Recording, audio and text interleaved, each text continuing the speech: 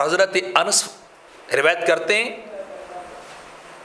مدینے کے تاجدار نے ارشاد فرمایا لا یزال اللہ فی حاجت العبد ما دام فی حاجت اخیہ، جب تک کوئی مسلمان اپنے مسلمان بھائی کی حاجت کو دور کرنے میں لگا رہتا ہے تو اللہ اس بندے کی حاجات کو دور کرنے میں لگا رہتا ہے۔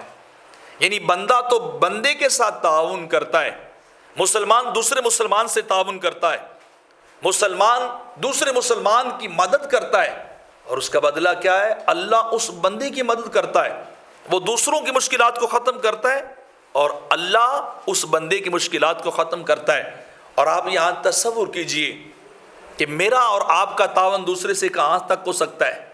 بڑا محدود سے ہو سکتا ہے، چند ایام کے لیے، چند یوم کے لیے ہو سکتا ہے، تھوڑا سا ہو سکتا ہے، لیکن جس بندے کے ساتھ تعاون خدا کرنے والا ہو، جس بندے کی مشکلات خدا دور کرنے والا ہو، جس کی حاجت روائی رب ذوالجلال کرنے والا ہو، بتائیے پھر اس کی مشکلات کیوں رہ جائیں گی؟